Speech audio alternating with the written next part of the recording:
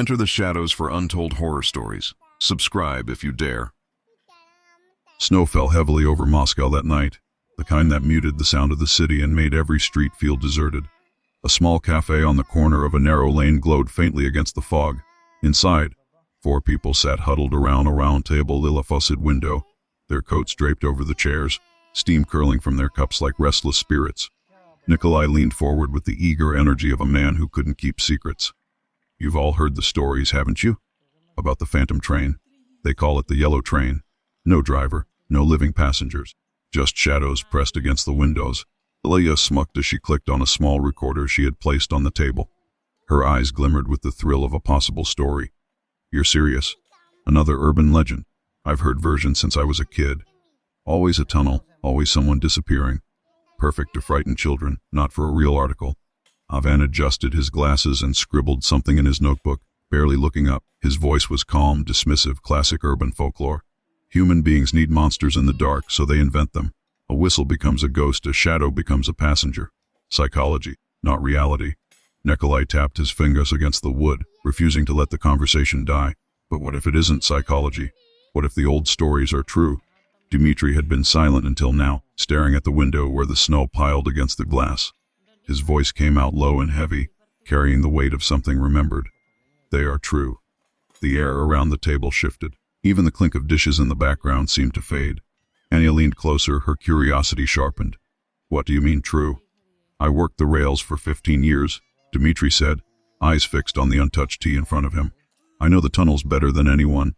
Back in 1993, I had a friend. Sergei, he laughed at the same stories you're laughing at now, said he'd prove us all wrong. One night, he went down to the old Sokolniki tracks. Just before midnight, he paused. The cafe lights flickered once, then steadied. Nobody spoke. Ivan cleared his throat nervously, and Dmitri's eyes darkened. He never came back. Nikolai gave a short laugh that sounded forced. Maybe he ran off, drank too much. People vanish all the time in Moscow. Dmitri shook his head. No, we found his wallet, his jacket, his watch, all left neatly on the platform. But the cameras, they showed him boarding, walking into a carriage that shouldn't have been there, and then nothing. No departure, no return. Just gone. Anya's voice dropped to a whisper. What did the footage show? Faces? Dmitri said flatly. Dozens of them, shadows behind the glass. All staring. The words settled over the table like ash. Even Ivan, ever the skeptic, didn't have a reply ready. Outside, the wind pressed against the windmills and carried with it a faint, distant sound, like the whistle of a train impossibly far beneath the ground. Ivan forced a laugh, though it cracked in his throat. Old pipes. Or maybe a tram. You're letting your imagination run? And Nikolai's eyes gleamed with a reckless excitement. There's one way to settle this, we go. Tonight. Midnight. The Sokolniki station is abandoned, but I know the way in. If the train's real, we'll see it. If it's just a story, then fine. Anya smiled slowly, already reaching to pocket her recorder. A live investigation. Now that's a headline. Ivan shook his hell. There was no conviction in it. Fine. But when all we find are rats and broken rails, you'll both owe me dinner. Dmitri turned back to the window, his reflection caught in the frost. You'll find more than rats, he said softly. The group rose, pulling on coats and scarves, their movements heavy with a mix of anticipation and unease. When they stepped outside, the cold wrapped around them instantly. Snow swirled under the street lamps. Somewhere in the distance, faint but distinct, came the hollow cry of a train whistle. None of them spoke as they set off into the night. Snow crunched under their boots as they moved through the quiet streets, the fog thick enough that even the glow of the street lamps felt muffled and weak. Midnight in Moscow carried a strange stillness, a silence so deep it seemed unnatural. Anya walked a little ahead, her recorder tucked safely into her coat pocket, while Nikolai swung his flashlight in broad arcs, cutting briefly through the mist. Ivan trailed behind, muttering under his breath about the absurdity of the whole adventure, though he stayed close to the others. Dmitri brought up the rear, his shoulders hunched, his eyes darting toward shadows that no one else seemed to notice. The station loomed ahead of them, a dark husk of stone and steel abandoned to time. Its facade was cracked and scarred with graffiti, its windows shattered, and a blanket of ice clung to its steps. The once proud entrance to Sokolniki stood like the mouth of some forgotten tomb. Nikolai laughed nervously as he wiped snow from the heavy iron door and pushed it open with a screech that echoed into the hollow darkness inside. The air within was colder than the sweet, helly with the smell of rust and mildew. Their footsteps echoed unnaturally as if the building itself was awake and listening, Broken posters clung to the walls, faded faces of long-gone workers, Soviet slogans promising progress and safety.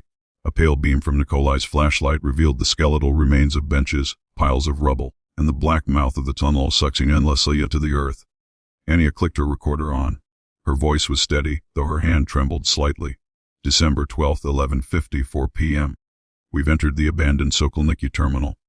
4 of us. The air is freezing. The silence is heavy. It feels like we're being watched.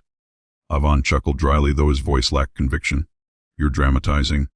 Anya, a perfect line for your article. But then a sound rippled through the silence. A metallic clang, sharp and deliberate, rang from the darkness of the tunnel. The 4 of them froze in place. Nikolai swung his flashlight toward the sound, but the beam found only brick and shadow. Old pipes, Ivan whispered, though he didn't sound certain. No, Dmitri said, his voice low and steady. That was steel. Wheels against track. The group croissant, Lerqueth's fogging in the air. They descended a crumbling staircase, the walls damp and streaked with black mold, until they reached the platform. It stretched before them in eerie silence, cracked tiles reflecting the weak glow of the flashlight. At the far end, a clock still clung to the wall, its hands frozen at 12 o'clock. Nikolai checked his watch and grinned. Almost midnight. He stood tall, as if daring the darkness to answer him. Anya raised her recorder higher, her eyes locked on the tunnel. Ivan paced nervously, mumbling about how the whole building should have been demolished years ago. Dmitri stayed still, his eyes fixed on the rails like a man waiting for a storm. The silence deepened. Then, softly at first, came the sound, a whistle, faint and hollow, breathed out of Lenlo. Whistle of a tram above ground. Not the groan of pipes, it was a train, low, mournful, and alive. Anya's breath caught. Did you hear? The rails trembled beneath their feet. Dust fell from the ceiling. The rumble of something massive and mechanical began to grow, rolling through the earth toward them. Ivan shook his head furiously, though his voice wavered. No, this isn't possible. The tunnel began to glow, faint at first, a sickly yellow light crawling along the walls. The sound swelled, steel grinding against steel, wheels thundering against rails, the hollow while something impossibly close. Dmitri stepped back, his face pale. It's coming, he whispered. The clock above them twitched. Its frozen hands shifted 1 second forward. The rumble became a roar. The light filled the tunnel like a flood, pouring closer and closer until the darkness shuddered under its weight. The 4 of them stood rooted in place, their faces lit with unnatural glow, as the sound of the phantom train swallowed everything. And then the platform shook. The yellow light swallowed the tunnel, blinding them for a moment. The roar of wheels on rails was deafening now, and yet no wind followed, no rush of air like with a normal train. It slid out of the tunnel in silence, an impossible thing, a long, gleaming carriage, its paint the color of faded mustard, its windows blackened by years of soot. But shapes moved inside, dark silhouettes pressing against the glass, faces without detail, only eyes glinting pale and hungry. The train did not slow. It screeched, sparks bursting from invisible wheels before grinding to a halt at the platform. The sound tore through the group's bones like nails. The doors opened with a hiss. Cold air sharper than the winter night spilled out, stinking of rust rot and something older. Nikolai stepped forward, eyes wide with awe. It's real. My God, it's real. He raised his flashlight, trembling with both fear and excitement. But the beam only caught glimpses of the figures inside. Shadows packed tightly together, their faces pressed against the glass as if starving. Anya clutched her recorder, her voice shaking as she whispered into it. Midnight. The train has appeared. Windows filled with, no, not passengers, something else. Watching us. Waiting. Ivan staggered back, shaking his head violently. No, this isn't real. It can't be real. He turned to leave, but the shadows inside the carriage moved. Their hands, pale and thin, slammed against the windows all at once.